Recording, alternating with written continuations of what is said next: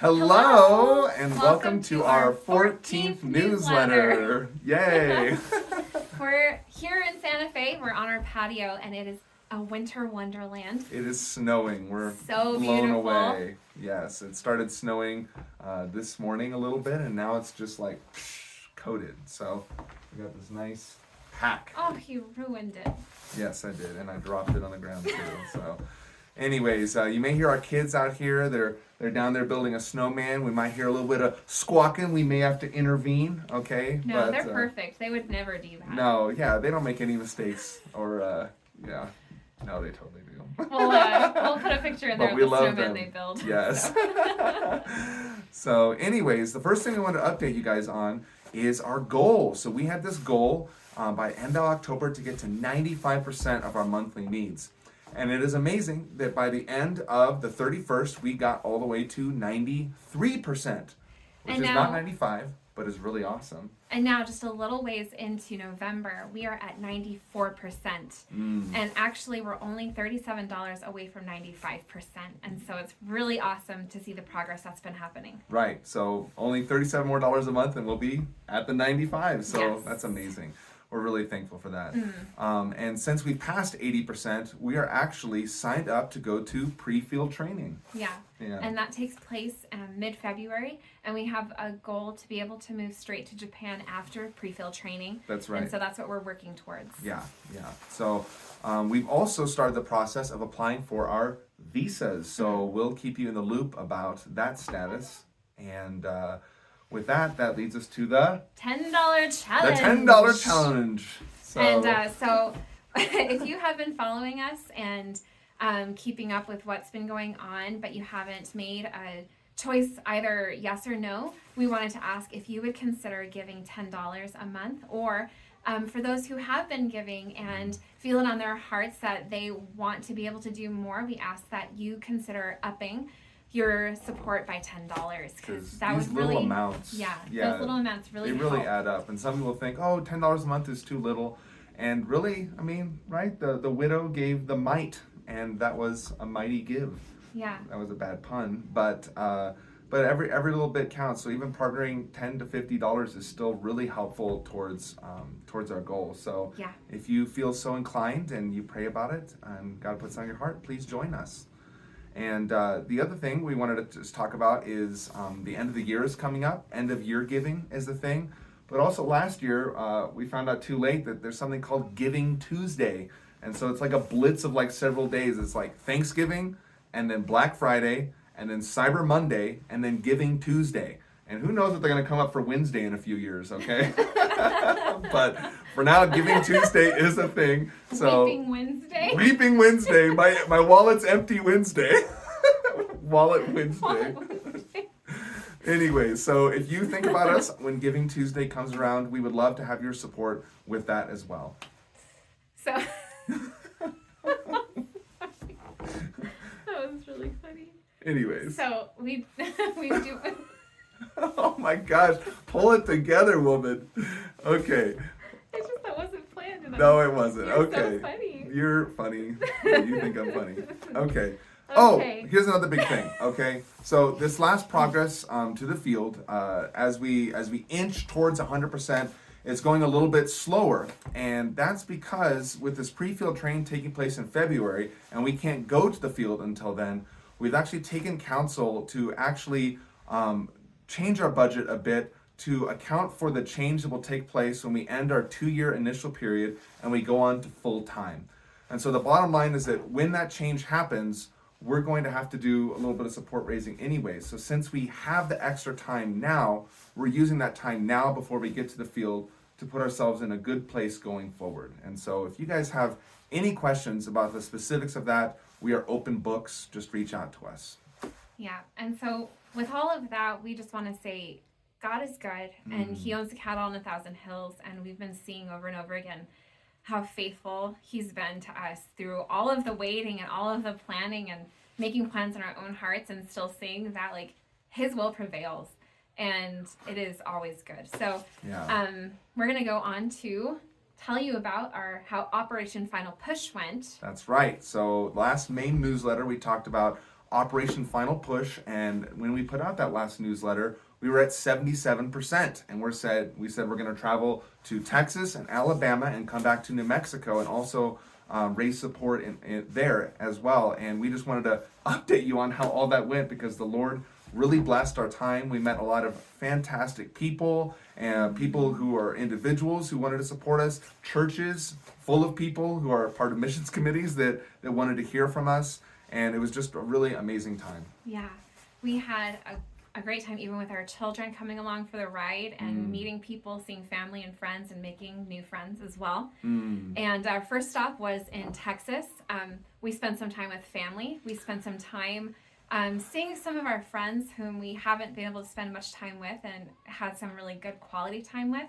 Alex got to meet with our pastor from our church there and reconnect with them so that we could have a partnership. Continue our partnership going forward. Yeah. Yes. Yeah. And it was such an encouraging meeting for them. Yeah, Clear Creek. Yeah. Yep. And so we're really delighted to be partnered with this church that has been so meaningful and impactful for our lives. Right. The past 9 years now. Yeah, 8 years and living in Houston, going to Clear Creek was such an incredible blessing. Yeah. So we're so happy that they are partnered with us going forward. And we also went to the Houston Metro Presbytery. Right. Yeah.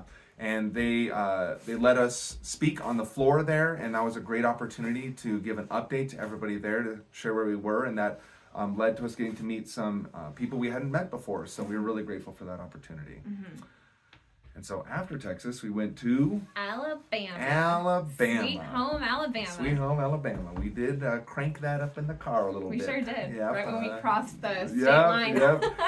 The kids had to know. Well, it also said it on the sign. It said, "Welcome to Sweet Home Alabama." We're like, "Why, thank you very much." And children, you need to hear this. So we talked a little bit about why Alabama in the last newsletter. But another reason why Alabama is that we actually reached out to the Wilsons, and Teresa Wilson is the lady who actually started Nagoya Christian School. And we reached out to them and said, what would it look like if we came to Alabama as part of our support raising efforts? And she said, wow, let me think about that.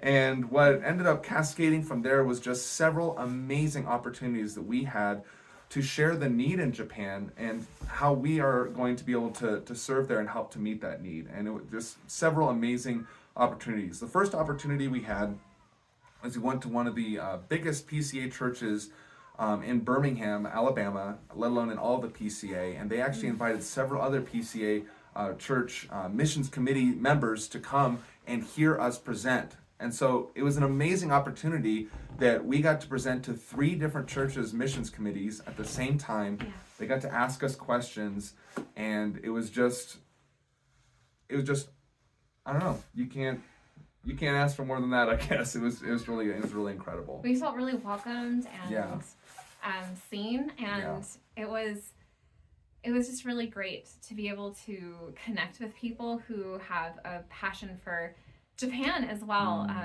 They just have a heart for Japan in that church, and so they were glad and eager to hear how we would be serving in Japan as well. And there was a separate church there in the Birmingham area that also had us. Yes. And they provided a delightful dinner for us and childcare where they did crafts with our kids while we shared. And they gave us an opportunity to share there, and we got to meet some very sweet people afterwards and spend time in fellowship. Oh, someone lost their gloves. Just a second. All right, we're back from the glove incident. Hello again. So after that church, we drove down to Auburn, where there happens to be a semi-well-known college there. I don't know if you've heard about it before. Called Auburn. Auburn, I think. They might have named the town after it. I'm not sure. I'm not sure the order there. But we went there, and we actually got to walk around on the campus. The Wilson's son, Ian, actually showed us around because that's where he's going to college, which was really cool. Yeah. But we also got to meet with the missions committee of the church there that serves the college students. Mm-hmm. Yeah, and so that went really well also.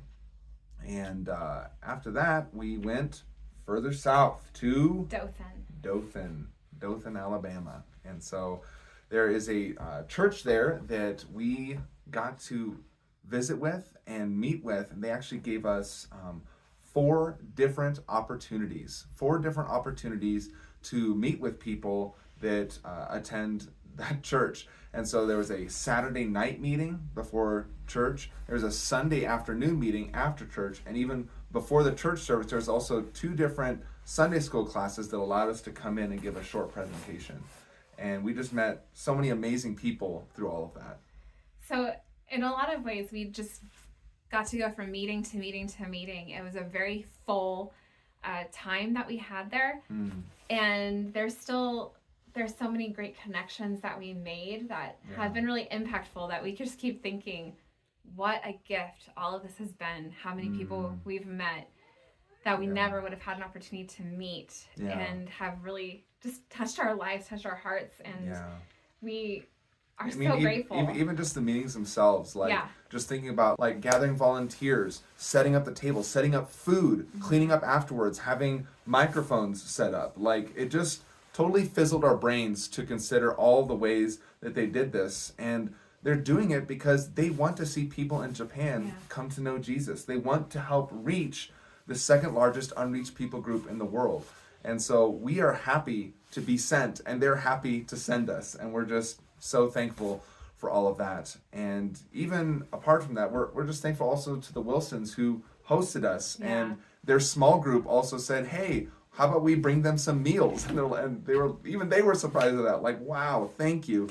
And someone even said, hey, we've got a playroom. Why don't we take their kids for a little while and let them play? And there were so many opportunities for us to be served. It was really incredible. We were really thankful. Yeah, that's right. And after those meetings, we also got to go to the Southeast Alabama Presbytery, and they gave us 1 measured minute to share. That's right. And honestly, we were so excited because God only needs a minute. He can do a lot with 1 minute. He can do a lot with 1 minute. In fact, just having that exposure just helped us to connect with several people afterwards. And we're just really thankful to both the Houston Metro and the Alabama one to fit us in so last minute. So that was really a gift and a treat. So after that, we came back home.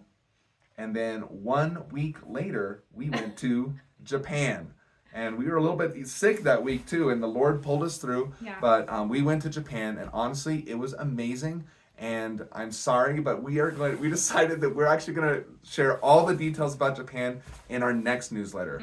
But the good news is we're going to try and put that newsletter out sooner rather than later, because we want to share everything with you, but we would make this newsletter too long if we shared with you the way that we want to. So we'll share that. We'll save that for the next newsletter. So look forward to that. And when we returned from Japan, we came back to New Mexico, and just a couple days later, it was the New Mexico, the Rio Grande Presbytery. Yes. So we hit up 3 presbyteries in 1 month. 3 presbyteries. That was so nuts. And so we went very jet lagged to that, but it was still wonderful to see familiar faces again, both at this presbytery and at the Houston one as well. And it's cool that having been to these so much, you just get to know people, and they're like, oh, hey, how you doing, So it's really great to go to that as well. But apart from that, in New Mexico, here in Santa Fe in particular, we've actually gotten to have many meetings. And there's just been people here that we've been going to church with for many months that have been like, wait a minute, what are you guys doing? Wait a minute. February? Wow, that's coming up. Like, tell us about it. And so we are so thankful to all the people who wanted to hear about it and reached out to us, and other people even planned meetings for us where we could get together in a group and share. And so it's been really amazing here in New Mexico, here in Santa Fe in particular, to have these people come around us. Yeah. And we want to share another cool thing that happened recently is that the Global Missions Conference in Atlanta, Georgia was this past weekend. And a couple of people from our church got to attend, and they reached out to us to see if they could meet anyone who's been involved with our journey to go to Japan. And we thought of Teresa Wilson, who the founder of Nagoya Christian School. And we knew she would be there, and she actually got to speak at one of the lunches, I think. Was that it? Yeah. And so specifically about the need for teachers on the mission field, and particularly in Japan. Right. And so we reached out to Teresa, and we got her in touch with our dear friend Lynette, and they got to meet, and they got to have, Lynette got to attend one of the lunches, and they weren't sitting too far from each other during the whole conference, and it was just so lovely to have those two parts of our world connect and meet each other. And Lynette and Jean. Yes, Lynette Yes. and Jane, that's Yes. right. Jane went as well. Yes. And so it was just such a blessing that to have these worlds collide, Yeah. And they were so happy to meet each other as well. Yeah. So, And there's a lot of opportunity at the missions conference for people to hear about what's going on in Japan yeah. and the need that's there, and that God is working, and He's always working, and He's moving, and we get to be a part of that. It was actually kind of shocking because we were actually reached out to because we were mentioned at the missions conference, and we were prayed for at the missions conference, and it was just amazing that people who saw that reached out to us from there, and so we didn't even have to be there for God to be active and working, and so we're just so thankful and humbled by all of the crazy pieces that God is moving in our lives to get us to Japan, and so we're just really thankful. And we see a creature down there. A little boy in the wild. A wild boy approaches. So, anyways, that is the end of our 14th newsletter, and thank you so much. And we'll see you next time where we'll get to share about Japan, our 1 week there. So we'll see you later. Bye. Bye. Wow, are you cute or what? You look so wet. Look, there's a boy. I'm a cute little princess. Come on in. I'm falling. Let's go. Come on in. Let's go potty.